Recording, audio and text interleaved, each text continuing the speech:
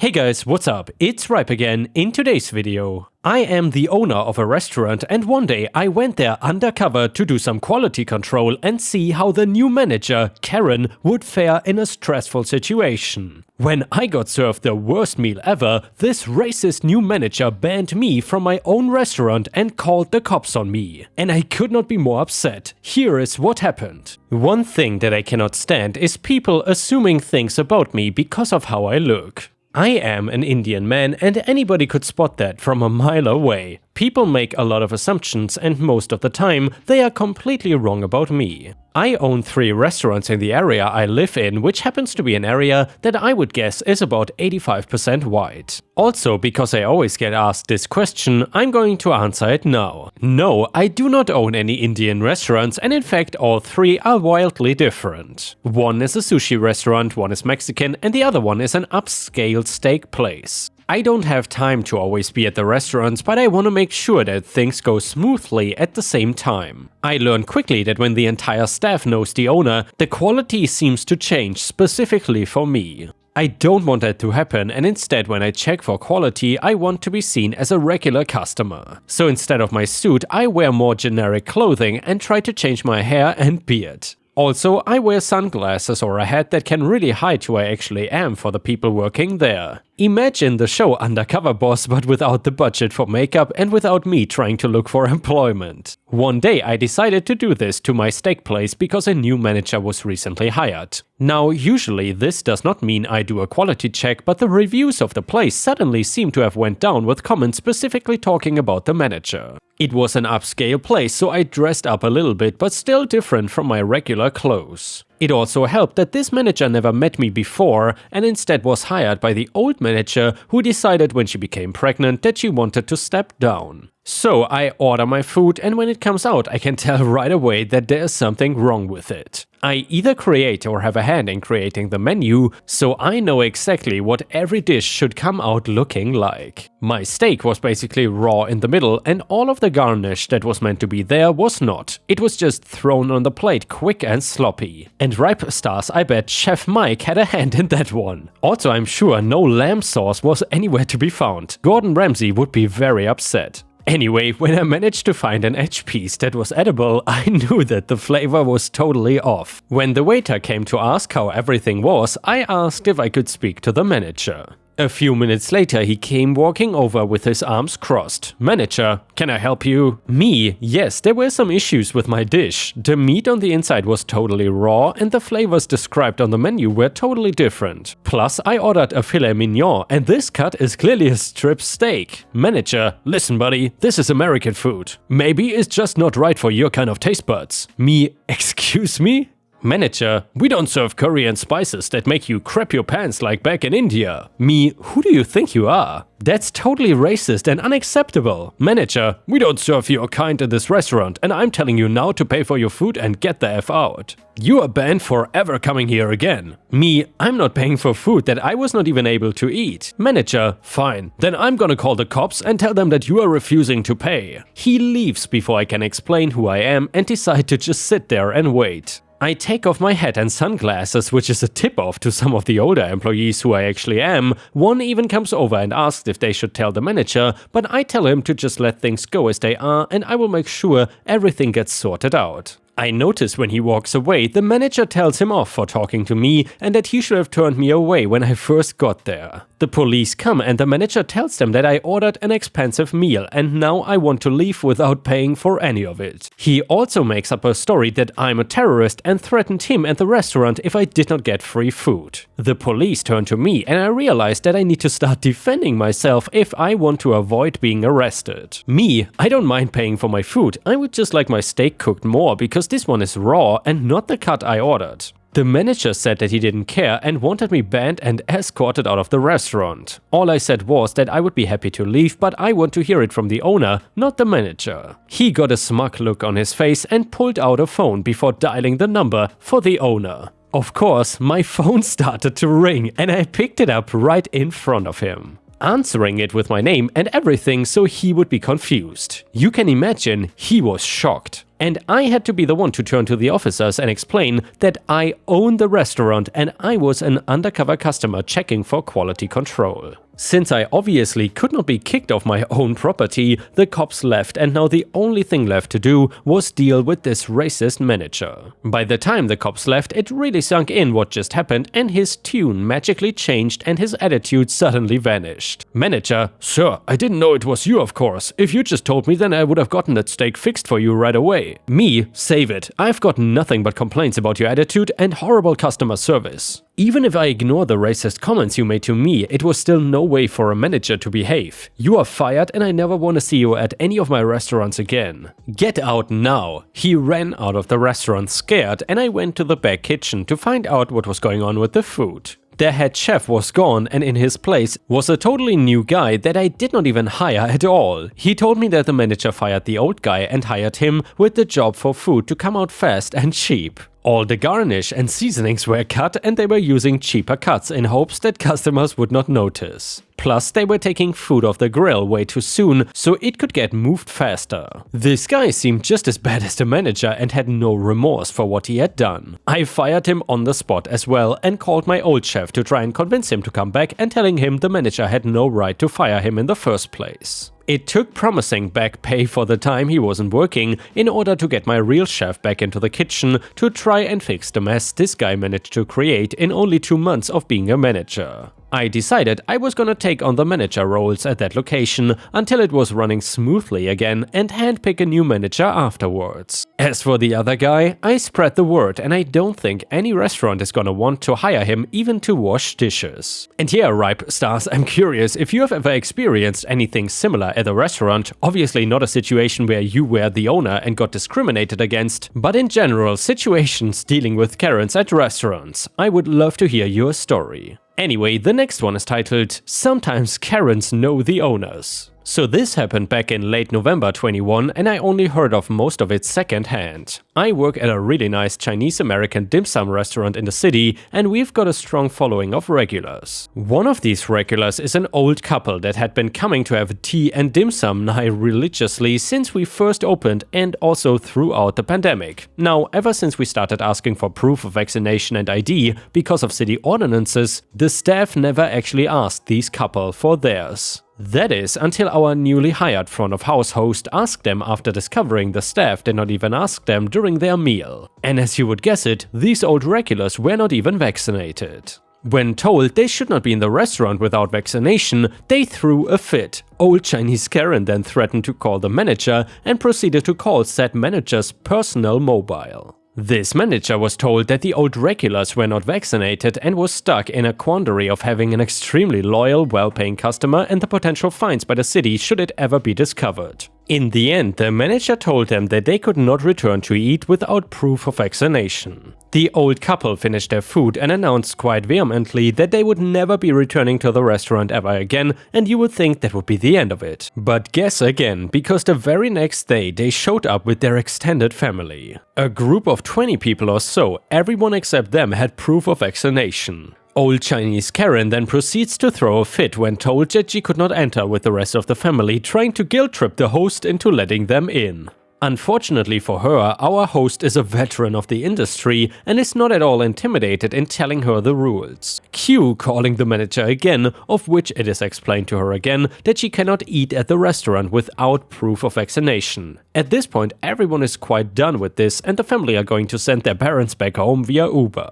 Before the old Chinese Karen leaves, she proclaims that the host and the manager would rue the day for embarrassing her by calling the owner. And thus she does so, calling him and being told in no uncertain terms that she cannot eat there without proof of vaccination. Let's just say she was not at all happy with being told so all Karen could say was, "We are never coming back here again." Well, let's just say that we know where she lives and that she still orders delivery from our restaurant to this day. Added, by the way, Chinese and Asians know each other in the community, especially the older grannies and grandpas of the Asian communities. They are all horrible gossips and chances are they know your father's brother's nephew's cousin's former roommate for some reason. This applies to old Chinese Karens as well, unfortunately. And the next one is titled "Revenge on Rich, Stupid Neighbors." I live in a non-gated neighborhood that previously had one road both in and out. My neighborhood also has 2 schools on this one road. The traffic is ridiculous during rush hour or when schools get in and out. There has always been a public works plan to build a secondary exit from my neighborhood. It just so happens to connect to the main road by going through a portion of a also non-gated, wealthier neighborhood right behind us. Fast forward, the public roadway gets built as planned. And as expected, people in my neighborhood start using it to avoid the traffic on the other busier road. It legit shaves 15 to 20 minutes off any commute or drive. The people in this neighborhood have begun posting to theirs and our Facebook page with the most ridiculous things and have gone to protest to their city council. Some examples to give you all an idea: they are ruining our lives by driving through daily. This road has derailed mine and my wife's life plans. They are currently attempting to petition the city to rule the road emergency use only and are also filing a lawsuit against the city, supposedly. They got several folks who will legit take photos of cars driving through and will count how many cars per day drive through. They've also tried to send my neighborhood HOA bills for the road. Which, mind you, is a 100% public road that they did not even pay for. The latest thing is that they are saying this road is a gift from them.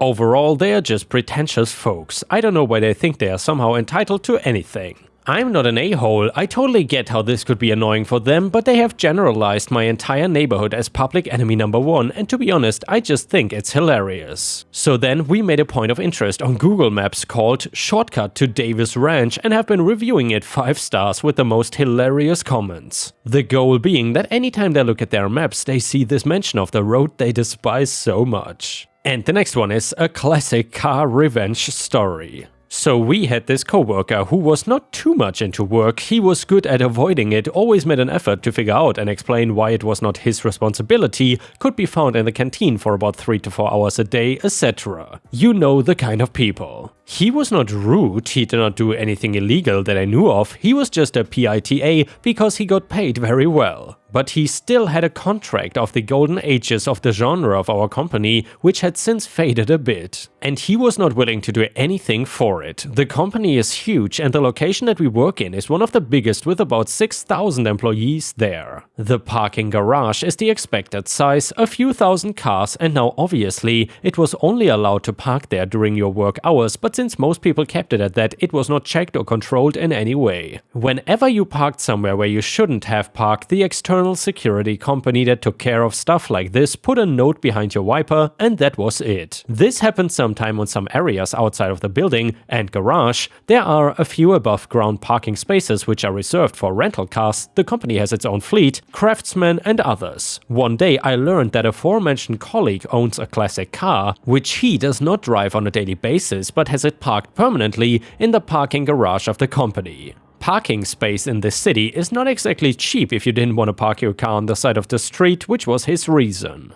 It did not take me long to find the car in a very far corner of the garage, and it didn't take me long either to scan the wiper note, of which I proudly acquired a few over the years, and change the text from "This is a reserved parking spot, you are not allowed to park here," to something like "This is not a permanent parking spot, remove your car or it will be towed at your expense. And if this happens again, it will have further consequences." Few days later his car was gone and never seen again on the premises. And the next one is titled Entitled Train Lady. My dad was a high school teacher, or the equivalent thereof in my country, and is generally a relaxed and chill guy. However, if you don't follow the most basic rules of politeness and respect, he can dish out if he must. One day he was on a school trip with his class. They had booked several cabins on a train for the students, each of which had 6 seats and was a closed compartment. The train was quite crowded, which they had anticipated and which was why they had reserved seats in the first place. Now, most people generally are polite enough to free the reserved seats when asked by the ones having reserved it, or they sit in them until the destination arrives, which is marked as the starting point for the reservation. The reservation on the seat shows reserved from station B to station D, so technically the seat is free until you arrive at station B.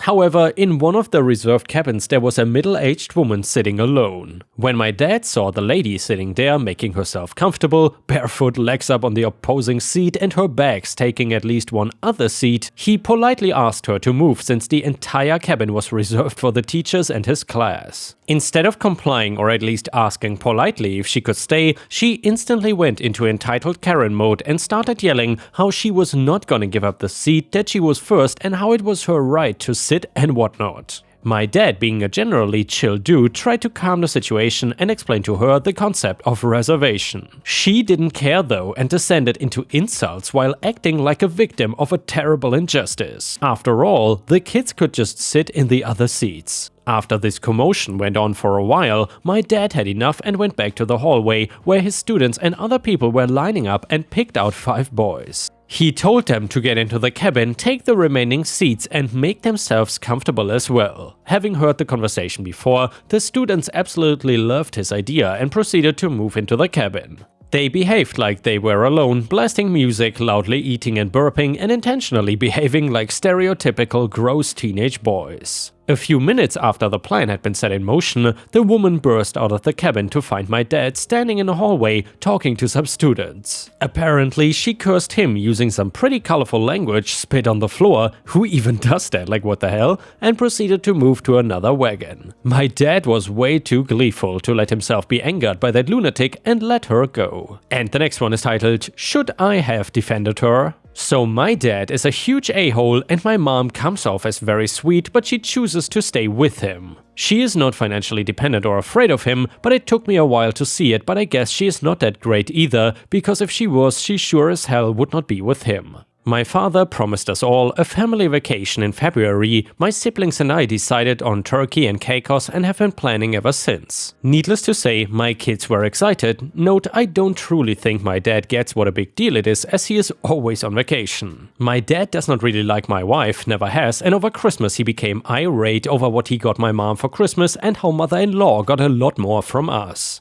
He uninvited us from the trip and berated us. My kids are of course devastated, but I don't think he ever even considers them. My mom came over today to drop off a gift that arrived late for our son. The kids are very upset about the trip and I didn't want to see her. She claimed she felt bad and said she would talk to him for the kids. My daughter told my son that maybe it would work because my mom is nice even if my dad isn't. My wife was annoyed by this and corrected our daughter. She said my mom is not nice, she is weak and selfish and nice people don't stay married to not nice people, and if you really want to be nice you have to put the right thing before what makes you happy. My mom was clearly shocked. She turned to me and asked if I was really gonna let her treat her like that. I shrugged and said she was right. My mom told me to F off and left. We are still uninvited from the trip, banned from their house, and my dad sent us a nasty message and says we will never get anything from him again. Comment number 1, everyone sucks here. Please explain how accepting a free vacation from a huge a-hole makes you any different than the woman who stays with said a-hole.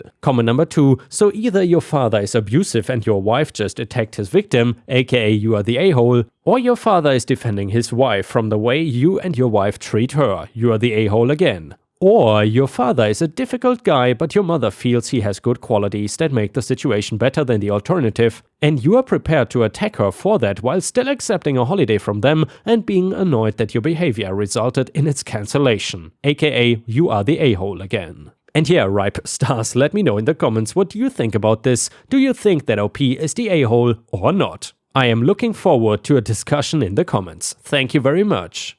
The next one is titled Mechanic MC. The context: I'm a new supervisor in property maintenance and the riding lawnmower we have has often broken down. A lot of these problems are from years of not doing preventative maintenance on it, which is something I have started doing recently in order to have the machine working better for longer and cutting down on downtime and mechanic costs. I have been spending almost all my free time researching this mower, so I know what is wrong when something is wrong, and will be able to tell the difference between a 30-minute $40 repair I can do or a 3-day $600 repair the mechanic needs to do. A few weeks ago, while I was in the middle of starting a maintenance log on the mower, my boss sees me and asks, "Is that thing broken down again?" To which I reply, "No, I'm just trying to make sure that it doesn't break down again." This is when he lets me know that he thinks what I'm doing is a waste of time and money because our biggest expense is labor, so he no longer wants me to work on the mower and instead wants me to take it to the mechanic across the city that charges $110 per hour for labor. The next week, of course, the mower breaks down again. I tell my boss that I think the problem is likely the air filter and he just tells me to take it to the mechanic. Me and my whole crew spent 45 minutes driving across the city to the mechanic, drop off the mower, and sure enough, they had to replace the air filter and it took them an entire day. They also told me that they had looked the whole thing over and found no other issues and charged us a few $100s. 2 days after getting the mower back from the mechanic and it began having issues again. I knew it was not the air filter, but the fuel filter looked extremely dirty. Once again, I told my boss and he told me, take it to the mechanic. Back we go, I tell the mechanics that the fuel filter looks bad and describe the issues I am having. They say it is probably the fuel pump module, so they replace that and don't touch the fuel filters. This is another 3 hours of labor they charge us plus parts and the problem still is not fixed. We get the mower back from them and once again it breaks down on someone's front lawn. I call the mechanic, he acts confused and then asks us to bring it back for them to work on it more. This time they keep it for 3 days. I told them something was wrong with the fuel filter and they insisted it must be the fuel pump and took the whole fuel system apart just for them to agree with me that the problem was the fuel filter.